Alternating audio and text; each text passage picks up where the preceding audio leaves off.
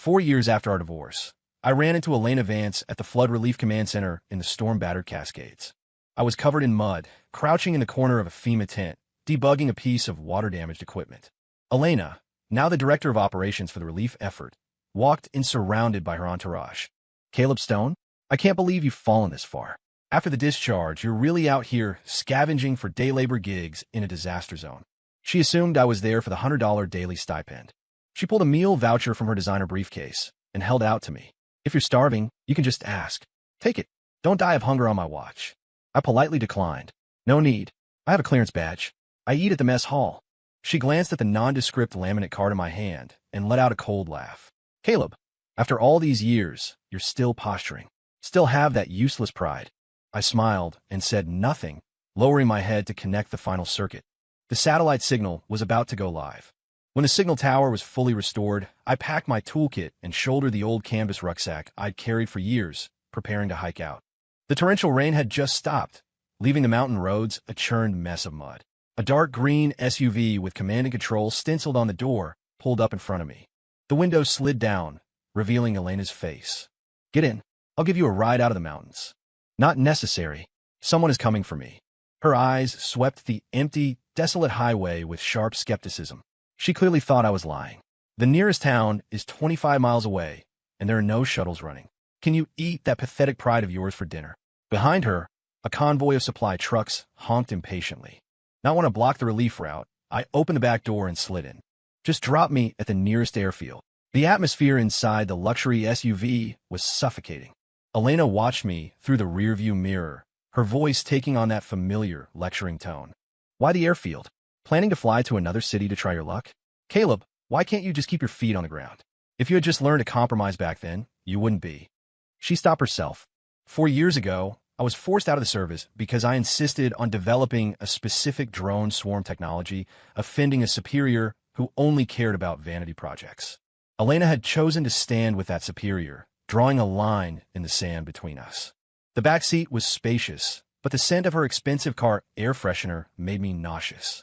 I rolled the window down halfway. "Can your old knee injury handle a draft?" "Close it." I shook my head, my expression flat. "It healed a long time ago. It's fine." The car's Bluetooth system suddenly interrupted us with an incoming call. "Elena, babe, did you finish the inspection at the command post? When are you heading back to Seattle?"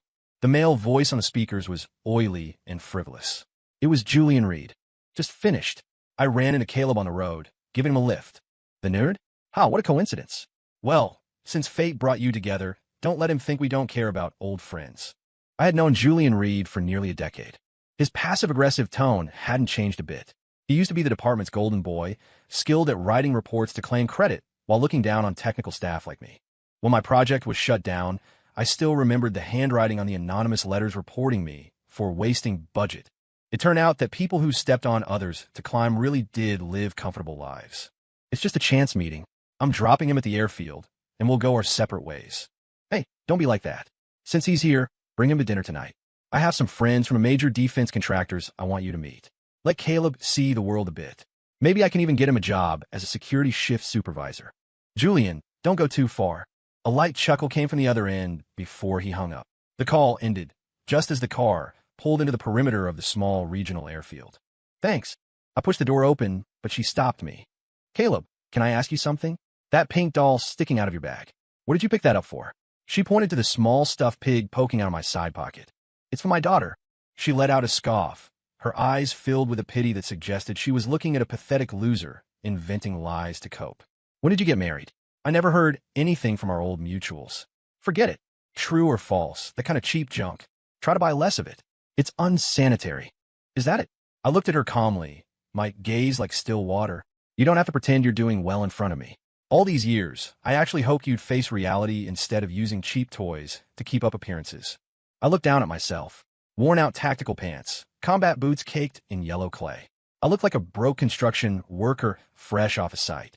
But compared to the suffocation of walking on eggshells in the corporate bureaucracy, enduring laymen directing experts, this life was genuinely good. I smiled, feeling no anger. "I think it's great." Elena looked slightly stunned. "Caleb, you really have become more numb." "Yeah, that's what everyone says." I turned and walked toward the terminal without looking back. I pushed open the door to the temporary corporate housing near the airport. I practiced the routine efficiency of a bachelor, made a cup of instant noodles, and sat by the window. I opened my laptop, staring at the screensaver. It was an old photo from 8 years ago, taken after I had pulled 3 all-nighters in the lab to crack a technical bottleneck. In the photo, Elena stood next to me, her smile strained, her eyes drifting toward the door where Julian Reed was waiting. I was too young then. I thought if I worked hard enough and produced enough results, I could keep her heart and protect my home. I bent down to dig a charging cable out of my bag and accidentally pulled out an old, crumpled medical document from a hidden pocket. It was the critical condition notice for my father from 5 years ago. It was the winter solstice. My father had a sudden brain hemorrhage and needed a signature for emergency surgery. I was on a classified comms mission at the border, completely out of signal range. I had left the spare house key and all our savings with Elena, begging her to look after him if anything happened. But when I hiked 20 miles through a blizzard to find a signal and called her, all I got was her impatient voice. "Caleb, I'm with Director Reed, entertaining important foreign delegates. I can't leave. Your dad has chronic issues. It can't be that serious." But the doctor said, "Stop with the buts. My promotion rides on this night. Can you stop dragging me down?" The busy signal that followed became the last echo my father left me. By the time I rushed back, he was gone. The neighbor said the old man lay in the hallway for 3 hours before a stranger found him and called an ambulance. That night, Elena posted a photo on Instagram of her toasting champagne at a high-end restaurant with the caption, "Victory Feast. The future is bright." That was the first time I felt a bone-deep chill regarding our marriage. On the day of the divorce, I left with nothing but my father's portrait and this old laptop. I was about to tear up the medical notice and throw it in the trash when a knock sounded at the door. Thinking it was room service, I opened it. There stood Julian Reed, arm in arm with Elena. He was wearing a tailored suit, his face flushed with success. "Caleb, long time no see. Elena mentioned she saw you at the airport. I figured since we're old war buddies, I had to come say hello." Elena was embarrassed to come, but I dragged her along. "We didn't disturb your rest, did we?" I watched them calmly. "I want to invite you in. The place is small. What do you want?" Julian hit a wall of indifference, but showed no embarrassment. Instead, he looked around the hallway like he owned the building. "Heard you're doing odd jobs around here? Perfect timing. I just landed a few massive military-civilian fusion contracts, and I'm short on hands. Here, brought you 2 boxes of imported joint supplements. A gift. After all, your legs took a beating in the line of duty back in the day." He placed 2 boxes of expensive, albeit condescendingly geriatric health supplements by the door. "Caleb, don't be stubborn." Julian suddenly sighed, adopting a look of compassionate pity. "I know you're bitter. That project getting cut back then was for the greater good. If you've really moved on, do us the honor of joining us for dinner tonight. If you have financial difficulties, just ask. We are comrades, after all." I was about to shut the door in their faces without a second thought when my phone screen lit up on the table. A news alert popped up, "Defense Tech Breakthrough. Mysterious Hive System Unveiled. Chief Architect Identity to be declassified." I smiled slightly and changed my mind. Since someone was offering their face to be slapped, it would be rude to waste years of patience. "All right." In the car, Julian bragged about the multi-million-dollar orders he'd just secured while casually, intimately adjusting Elena's collar at a red light. "Your collar is a bit wrinkled. Next time, let the assistant handle the heavy lifting. You're an executive now. You need to maintain your image."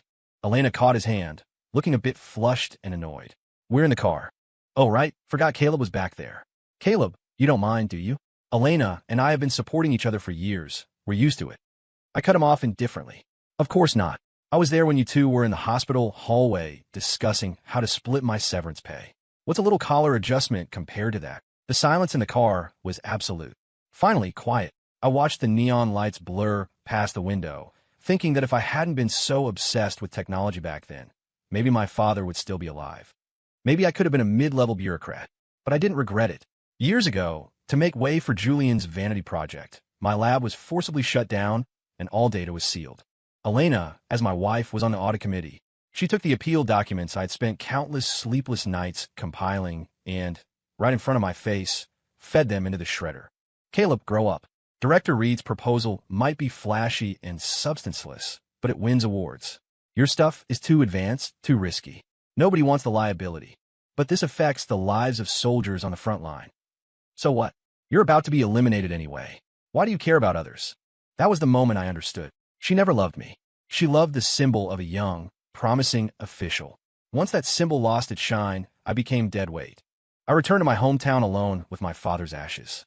Living in a rental in a small county town, I worked manual labor to pay off debts while continuing my research. At that time, I didn't hate Elena. People climb up, water flows down. That's human nature. Until the day I needed money for my father's burial plot. I humbled myself to ask Julian to help unfreeze a portion of my pension fund. Through the crack of his office door, I heard them laughing. That nerd actually came begging? Yeah, looked pathetic. But Elena, we can't release that money. We needed to plug the hole in the last project budget. Whatever you say, he's a waste of space now anyway. He can't do anything. I pushed the door open. Two familiar faces instantly turned hideous with fear. I didn't scream. I just looked at the rejection stamp on my application. Fear? Anger? No. I just felt an extreme sense of absurdity. Julian adjusted his tie, leaning back in his chair. Caleb, don't blame me for following procedure. My hands are tied. You think your dirty dealings are seamless. My voice was raspy but clear. Julian's face changed. Elena jumped up, blocking him. Caleb, what are you doing? This is a government building, not a place for you to act wild. Wild? I laughed cold and hard, my eyes stinging. I should have seen you clearly the day my father died. Keep the money. But remember this. There are some things you can't steal. Like a conscience. And like actual talent. That was when I realized how stupid I had been to give up a promotion opportunity years ago, just to spare her feelings. After that incident, Julian used his connections to blacklist me in the industry to prevent any retaliation. Any tech company that ran a background check on me received a report citing extreme personality, unmanageable history of major critical errors. I went from a sought-after engineer to a pariah. Even when I delivered food, his cronies would order just to give me bad ratings. Elena turned a blind eye. Once she even advised me, Caleb, just apologize to Julian. If you bow your head, he won't be so ruthless. I looked at her, I'm doing this for your own good expression, and felt sick. Apologize? For what? For him stealing my work? Or for him destroying my family? Then came the lawyer's letter. If you want your father to rest in peace, sign this non-disclosure agreement. Admit the project failure was your fault, and keep your mouth shut. The price of the cemetery plot suddenly tripled, unless someone made a call. I signed. They gave me a pittance of a settlement. This is to teach you a lesson. In this circle, without backing, your skills are just a dowry for someone else. I disappeared, just as she wished. With my last few $1,000s, I went to a private drone testing base deep in the mountains. I worked as a maintenance tech day and night, until the catastrophic mudslide. Rescue teams couldn't enter the core zone due to signal loss. I took a drone I cobbled together from scraps and flew it into the thunderstorm, establishing the only lifeline. That night, I guided the evacuation of over 300 people. When I was loaded onto the ambulance, soaked and exhausted, a warm hand held mine. I'm a doctor with the state hospital and the captain of this medical team. That was my current wife, Sarah. She didn't mind my poverty. She saw the light in my eyes. A year later, my Hive system won the National Medal of Technology, but I chose to remain anonymous, working from the shadows. Meanwhile, Julian's award-winning project had become an industry joke due to constant failures in the field. The car pulled up to a luxurious private club. Julian went to park. Elena stood beside me, eyeing the gold signage. Caleb, talk less inside. The people here are VIPs. Don't embarrass us. And about the past. If you need money now, I can lend you some personally. Consider it compensation. I raised an eyebrow. Before, only accusations. Now, this belated kindness was just a mask or insecurity. Not necessary. I don't lack money, and I don't lack dignity. She looked annoyed, as if I were being ungrateful. Julian returned, acting as if the car ride hadn't happened. Let's go. Her director Sterling from the defense group is here. Time to show you what high society looks like. Elena frowned. Caleb's clothes. Will security stop him? It's fine. We'll say he's my driver. Caleb, swallow your pride for a second. Don't wander off. I smiled and said nothing. We entered the private dining room. Suddenly, my phone buzzed with a video call request. On the screen, Sarah was wearing her white lab coat, a clean, bright laboratory behind her. She was holding a little girl carved from porcelain. Honey, did you see the press conference tonight? Your name is finally declassified. Lily saw you on TV and keeps shouting for Daddy. The little girl leaned in, her voice sweet and milky. Daddy, you look so handsome. The man with the stars on his shoulder said you're a big hero. In the background, the TV was playing the national news. A general was shaking hands with a man whose face was pixelated, but the build was identical to mine, holding the exact tactical terminal I use today. The anchor's voice was booming. Renowned drone systems expert, chief architect of the sky I program, Caleb Stone, acted as the anchor of stability in the disaster relief. Listening to the cheers on the phone, my expression softened. Be good. Daddy will be back in 2 days. I brought you a Peppa Pig. Yay. Daddy is the best. After a few more words, I hung up. I realized the two people next to me were frozen, their faces pale as paper. Julian, in particular, was staring death at the special technical expert ID card I had placed on the table. Caleb, the man in the news. That was you. Elena looked at me in disbelief. Caleb, you remarried? And the chief architect. I adjusted the cheap work jacket they despised. Oh, I forgot to introduce myself. I don't run projects anymore. I now audit your projects. Julian's hand froze in midair, spilling expensive scotch onto the tablecloth. Caleb, haven't seen you in years, and your sense of humor has really improved. But this joke is a bit much. Impersonating a key national researcher carries legal consequences. Elena recovered from her initial shock. Logic told her the video call was too real to be staged, but emotionally, she couldn't accept that the ex-husband she swept out like trash was the mysterious hero meeting the president on the news. I know you're resentful. If you hired actors to stage this to get back at us, I advise you to stop. Director Sterling is arriving any minute. This isn't a place for your tantrums. Whether it's a tantrum or not, we'll see soon enough. I picked up my chopsticks and ate a peanut. Also, I upgraded this club's security system 2 years ago when I was bored. Without this ID card, I couldn't even get through the front gate. Did you really think saying he's the driver would work? Julian's face went white. At that moment, the heavy mahogany doors swung open. A group entered, centering around one man.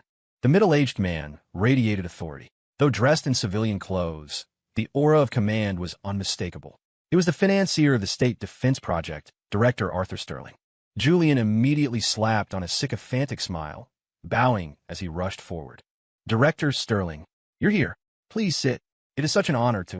However, Sterling walked right past him, as if he were invisible. In the next second, under the terrified gazes of Julian and Elena, Director Sterling extended both hands, his voice thick with excitement and respect. Chief Stone, so you really are here.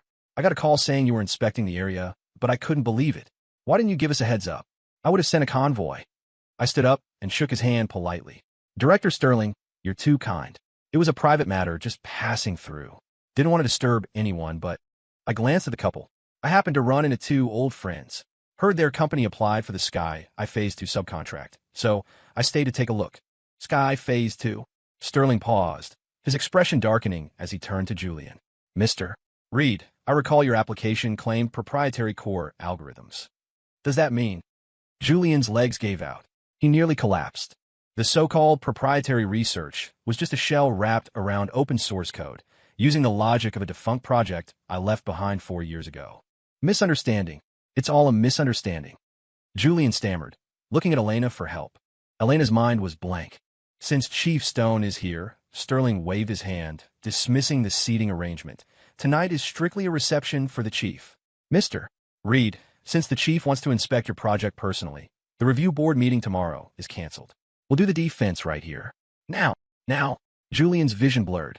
I pulled out the chair at the head of the table and sat down, pointing to the seats opposite. Sit down, you two. Didn't you say you wanted to introduce me to a security job? Let's talk about your project first.